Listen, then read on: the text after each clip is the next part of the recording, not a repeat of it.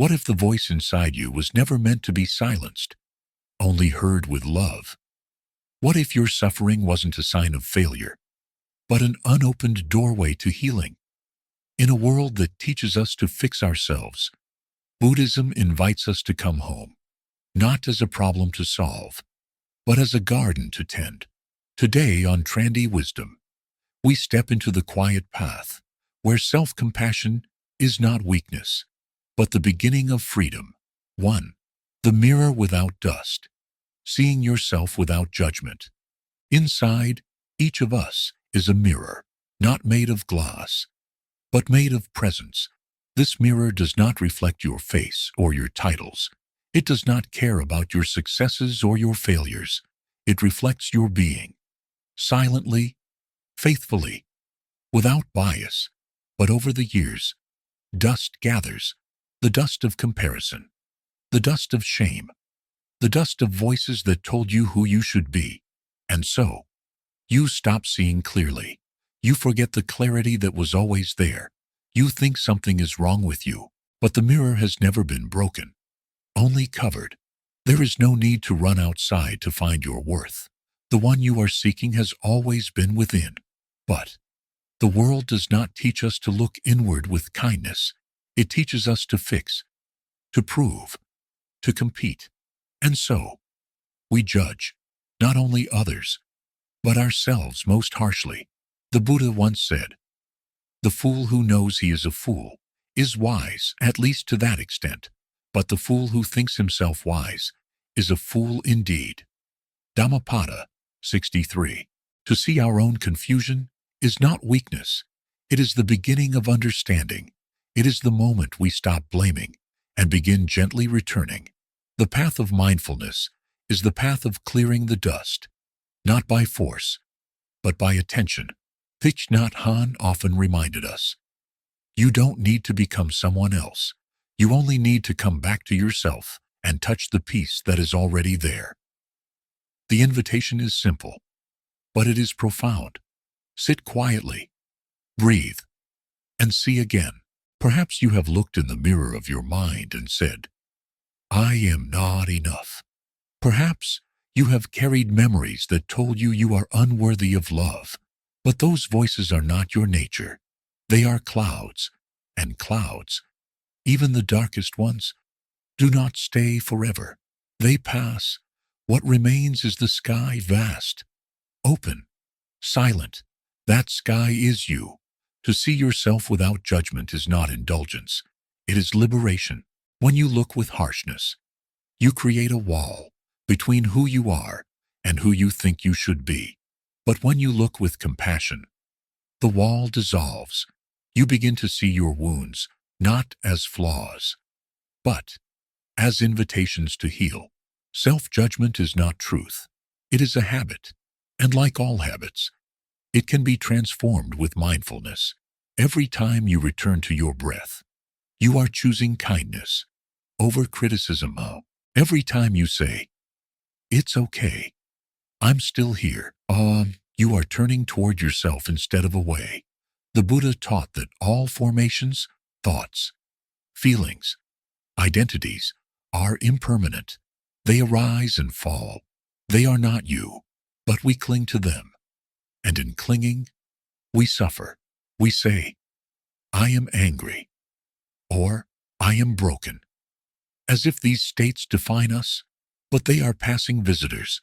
You are the home they come to, not the storm itself. Thich Nhat Hanh would often guide us to breathe with what is present, not to push it away, not to suppress it, but to recognize and hold it tenderly.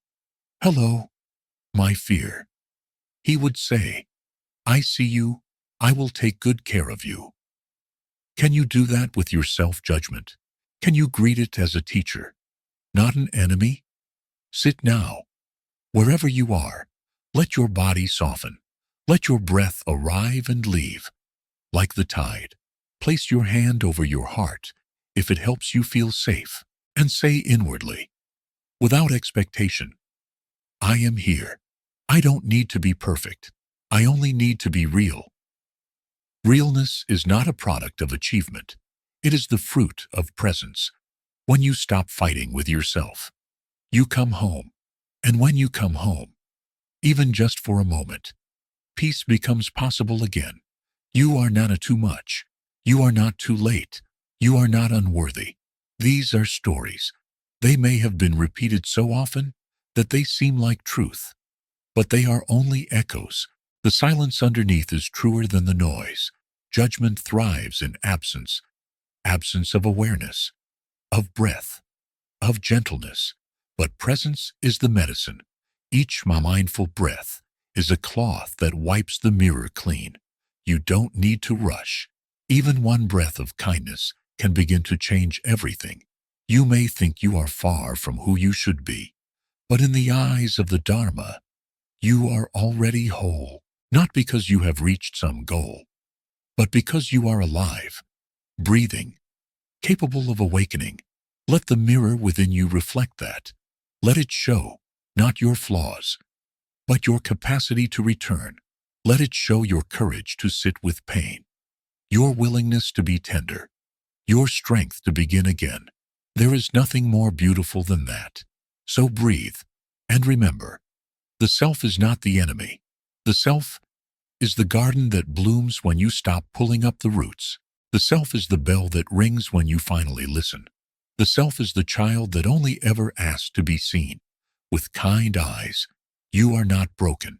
You are beloved, and in this very moment, you are already enough. 2. The soft voice, beneath the noise, listening to what has been silenced. There is a voice in you that has not spoken for a long time. It is not the voice you use at work, or the voice you use with friends, or the voice that fills your thoughts with plans and concerns. It is a quieter voice, a gentler one, a voice that does not push, does not perform, and does not seek approval. It is the voice of your heart, before the world taught you to armor it. The voice of your being before it was told to be better, smarter, stronger, faster.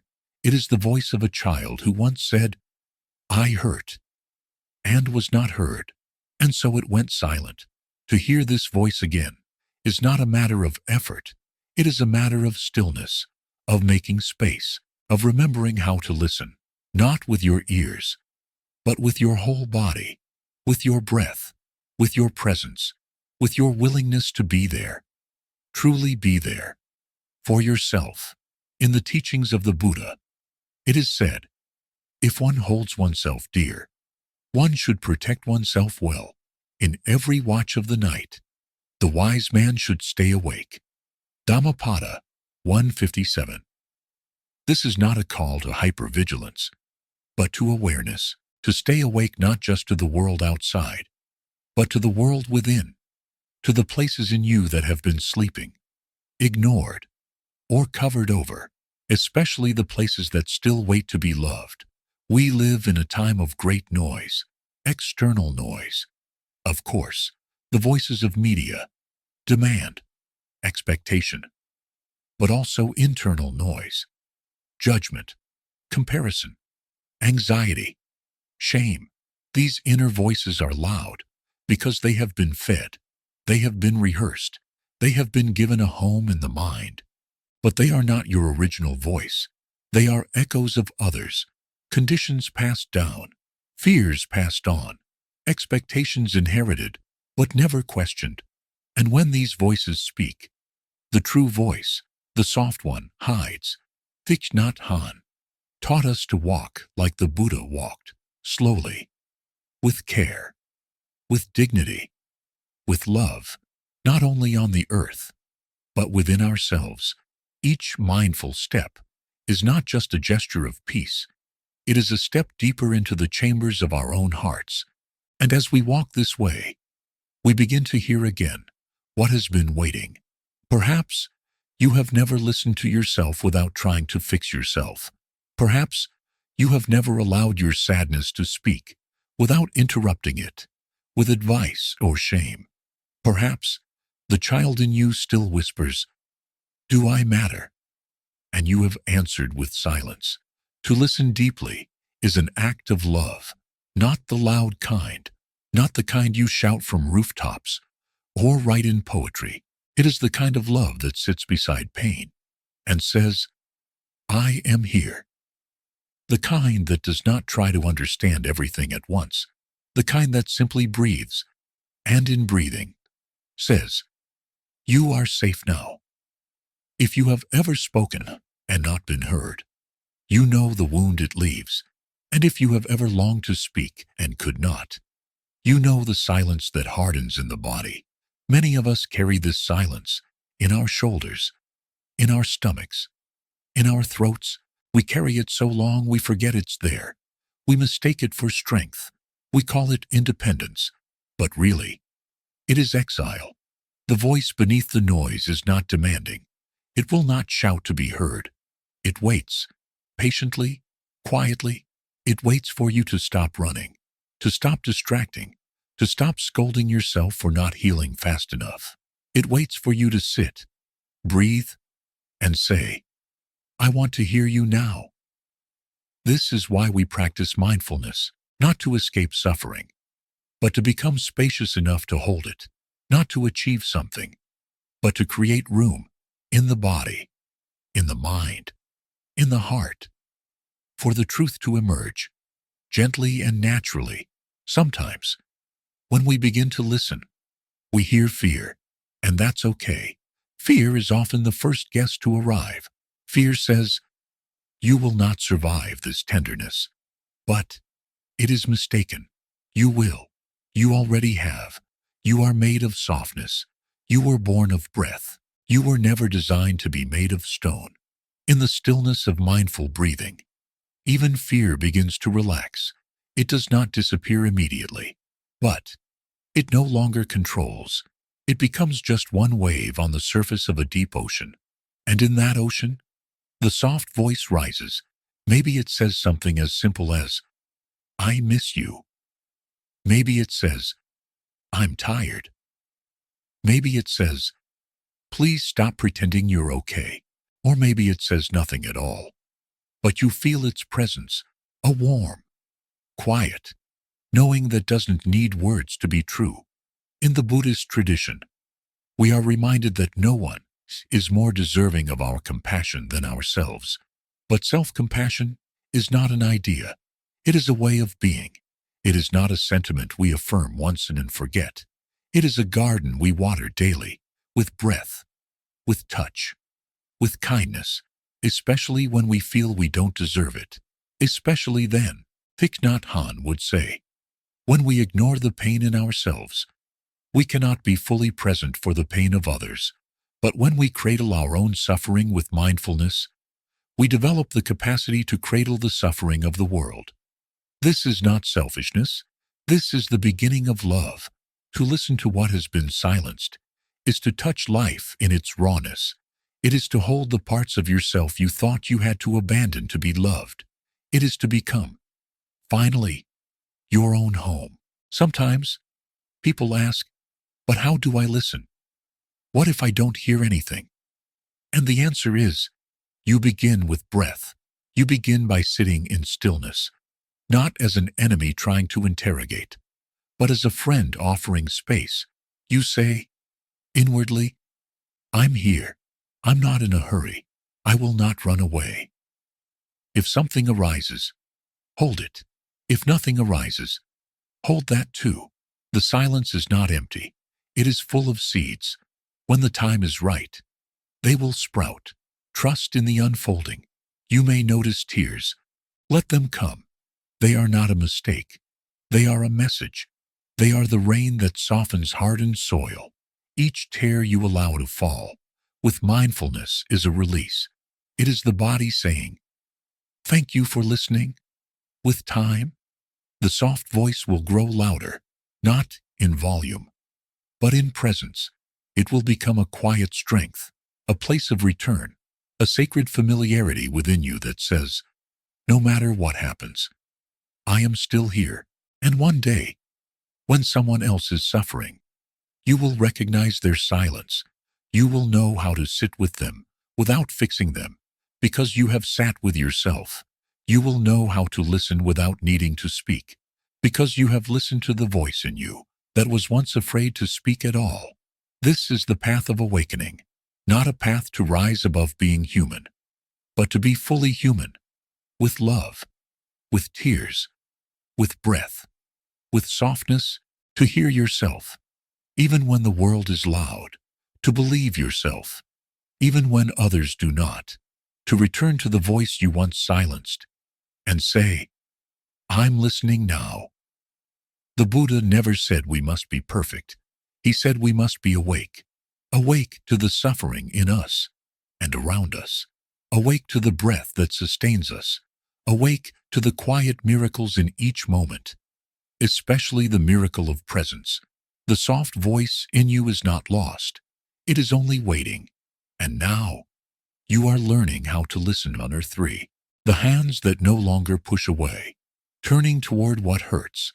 There is a quiet strength in the one who stops running, not the strength of resistance, not the power of pride or control, but the deep, still strength of someone who no longer needs to push pain away, the one who can sit, unmoving, while a storm rises inside, and say, I see you, I'm not afraid to stay. This strength is not born of perfection. It does not come from mastery over suffering. It comes from gentleness, from the simple act of turning toward what we have avoided, with eyes open, heart steady, breath calm. That is the path of healing. When a child cries and we turn away, the child cries louder, not to punish us, but to be heard. When we keep turning away, the child learns to cry silently. It hides. It stops trusting. But it does not disappear.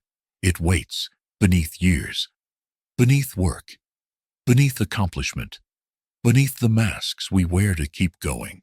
The wounded child in us is the pain we have ignored, the grief we have buried, the fear we have dismissed. But the child is not dangerous. The pain is not poisonous. It is simply unheld. Thich Nhat Hanh once said, the practice is not to fight with pain, but to be in loving contact with it. We do not heal by winning over suffering. We heal by offering it a home, a safe, quiet place to rest. And that place begins with your own hands, your own breath, your own willingness to stop pushing. The habit of avoidance runs deep. We have been taught, again and again, to move away from discomfort, distract, suppress, deny, escape. We turn on screens. We scroll. We speak when silence is needed. We smile when the heart aches. But avoidance is not peace. It is only delay. And the pain we delay becomes heavier with time. The Buddha taught, hatred is never appeased by hatred. By non-hatred alone is hatred appeased. This is an eternal law. Dhammapada 5. In the same way, fear is never softened by fear. Suffering cannot be transformed by resistance, only through non-fear. Through a calm and loving turning inward, can pain begin to dissolve. To turn toward what hurts is to say, I trust myself to be with this, not to fix it immediately, not to understand it fully, but to simply be there. That is already a revolution. In a world that teaches us to flee from vulnerability, presence is a radical act of love. Sit now and bring to mind something that still aches in you. Perhaps a memory, a fear, a moment that was never closed. Notice the body, the tightening in the jaw, the contraction in the chest, the heat behind the eyes. Stay with it, not with analysis, but with compassion. Just say inwardly, Dear one, I know you are there. I'm listening now. You may notice a part of you wants to pull away. That is okay. Do not judge the resistance. The resistance is part of the wound. Breathe with that too. Every time you breathe with kindness, you are retraining the nervous system to trust safety again. You are becoming the safe place your younger self always needed. This is not indulgence. This is the work of deep presence. When the heart is open, It can hold even the heaviest sorrow, not all at once, but moment by moment, like cradling a crying child. We do not ask the child to stop crying first. We hold them because they are crying. The holding is the healing. The pain we carry is not wrong. It is not something to get rid of, so we can finally become spiritual or pure or free. The pain is part of the path. It is a Dharma door, a place where awakening is possible.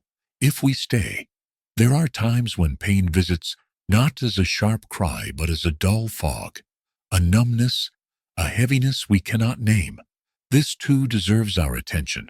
Sit with it, even if no words come, even if all you can feel is silence. Stay, breathe, be still. In Buddhist psychology, we speak of store consciousness, a vast field beneath our everyday awareness, where all our experiences, both wholesome and unwholesome, are stored as seeds. Every time we water a seed of fear or anger, it grows stronger.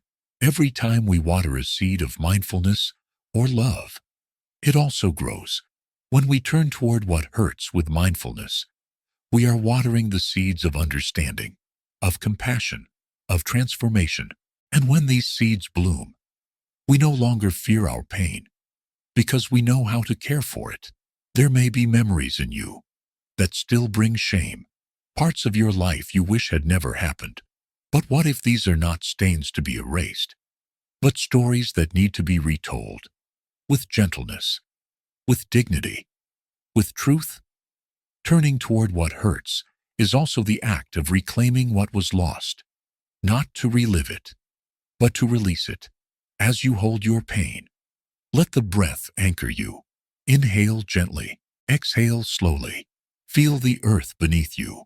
Let your body know that you are here, that you are no longer abandoning yourself, that your hands are no longer pushing pain away, but opening toward it, like petals toward the sun. Thich Nhat Hanh reminded us that when we suffer, we do not have to suffer alone. The breath can be our friend. The earth can be our support. The present moment can be our home. And in that home, we do not exile the parts of us that hurt. We invite them in. We pour them tea. We let them rest. They have wandered long enough. To face our suffering is to reclaim our wholeness, no longer split between the person we show and the person we hide, no longer torn between who we are and who we think we must be. Just this, a human being, walking on the earth, with joy and sorrow side by side, with breath and brokenness held in the same hands, and over time, those hands grow softer, more capable, more trustworthy. You begin to see the wound did not destroy you. It brought you here.